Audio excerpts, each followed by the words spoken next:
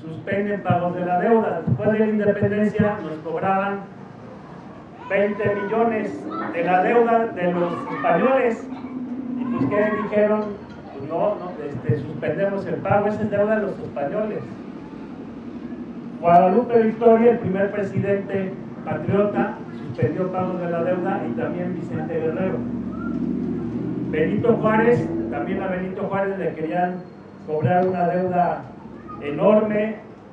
Imagínense, el conservador Miramón, que fueron los que le dieron un golpe de estado y provocaron una guerra de 3 años, contrató una deuda por el cual recibió 1 millón México a cambio de pagar 16 millones. Entonces Juárez dijo, no, espérense, y suspendió pagos. Y bueno, se vino la invasión francesa, les ganamos. Era el ejército más poderoso del mundo, los franceses, 50 años sin recibir ninguna derrota, y aquí los derrotamos.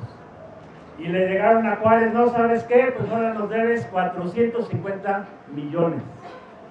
Dentro de esos 450 millones nos querían cobrar 283 para pagar la invasión de Maximiliano. Maximiliano, cuando nos iba a invadir, allá en el Palacio de Miramar, firmó para que le prestaran para invadirnos. Y a Juárez le querían cobrar ese dinero, 450 millones. Juárez dijo, ¿saben qué? No les pagó. Vamos a ver, vamos a revisar. ¿Saben en cuánto quedó la deuda? En 84, de 450 a 84. En época de Lázaro Cárdenas, cuando la revolución, se suspendieron pagos de la deuda. En época de Cárdenas, se suspendió pago de la deuda. Ya que había salido Cárdenas, nos cobraban 400 millones de pesos. Se negoció y quedó en 40. Entonces, la experiencia en México enseña que si suspendemos pagos, auditamos y renegociamos, la deuda se cae. Porque el acreedor dice, bueno, de lo perdido lo que aparezca, ¿no? Entonces, esa es una medida. Suspender para auditar y negociar. Otra medida es muy simple, cobrarle impuestos a los más ricos, que los más ricos paguen más. Porque resulta que nosotros, por ejemplo, de impuestos sobre la renta pagamos un 35%. ¿Saben cuánto pagan las grandes empresas? Un 2.4%. No pagan. ¿Saben cuánto pagan las mineras? No me lo van a creer. Las mineras pagan el 0.002%. Entonces necesitamos una reforma fiscal para que pague más el que gana más. México es uno de los países del mundo que cobra menos impuestos a los ricos. El promedio es como un 34%. En América Latina como un 24% del Producto Interno Bruto. México cobra el 16%. Entonces nuestro gobierno quiere que cobrarle impuestos a los más ricos y va a haber dinero. Y otro es un impuesto a las grandes fortunas. Porque los más ricos están hinchando dinero. Carlos Slim, al empezar el sexenio anterior, tenía 60,000 millones de dólares y terminó con 100,000. Germán Arrea, este señor, el minero que provocó la muerte de los mineros de Pasta de Conchos, provocó el envenenamiento del río Sonora. Bueno, ese señor empezó el sexenio anterior con 17,000 millones y terminó con 28,000 millones. Entonces hay que cobrarle impuestos a los más ricos. Son 3 medidas con las cuales el presupuesto puede alcanzar para lo más necesario. ¿Cómo andamos en salud? Si se enferma un familiar, lo llevan al seguro, al ISSSTE, lo atienden bien, rápido. Es un desastre. Es un desastre. Y la mayoría de la gente pues, opta por ir a los hospitales privados, que además no los controlan, entonces te cobran lo que se les da su gana. Entonces ese dinero tiene que alimentar el sistema de salud, el empleo.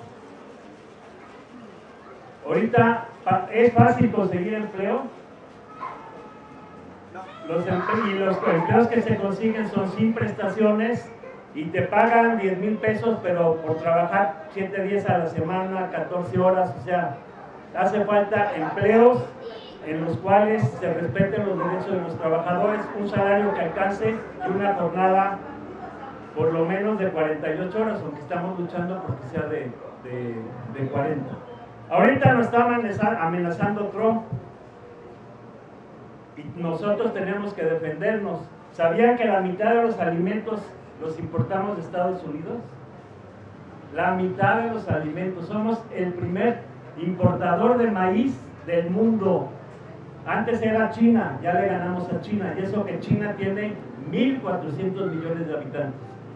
Entonces el gobierno tiene que invertir para que seamos autosuficientes en alimentos, autosuficientes en vacunas. Antes del neoliberalismo, México producía todas las vacunas y hasta las exportaba. Llega el PRI, el PAN y el neoliberalismo, y en lugar de producir las vacunas las empezaron a comprar con su consabida mordida. Tenemos que recuperar también la soberanía industrial, tener nuestras propias industrias y no andar temblando cada que Trump nos amenace con aranceles. Entonces tienen que tomar estas medidas. Ya las ha tomado México en su historia innumerables veces. En la Revolución también suspendió pagos en 1914. Obregón, que fue un arrastrado, y negoció con los gringos y reconoció una deuda de 1.400 millones, se comprometió a matar a Pancho Villa y firmó un tratado, el Tratado de Bucareli, en el que se compromete a que México no desarrolle su industria. O en ese arrastrado de Obregón también suspendió pagos a los 2 años. Y Calles fue otro arrastrado que reconoció una deuda de 2,000 millones y a los 2 años también suspendió pagos porque había una crisis, la crisis mundial de 1928.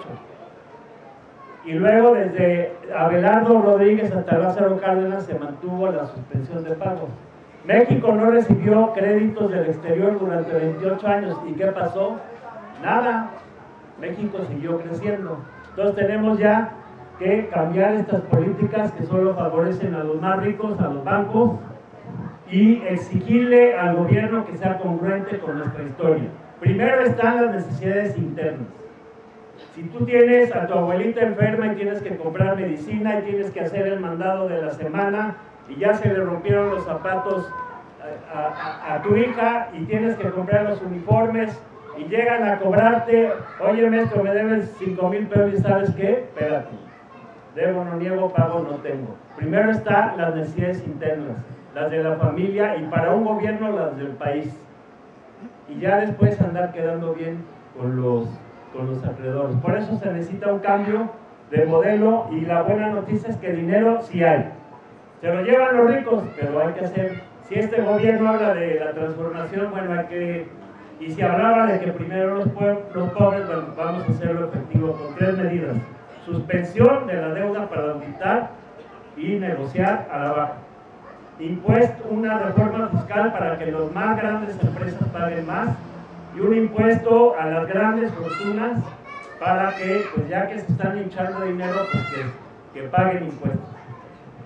Hay buenas noticias, nada más que tenemos que organizarnos, luchar, movilizarnos y exigirle al gobierno que ponga prioridad en las necesidades del pueblo y no en las de los banqueros. Muchas gracias.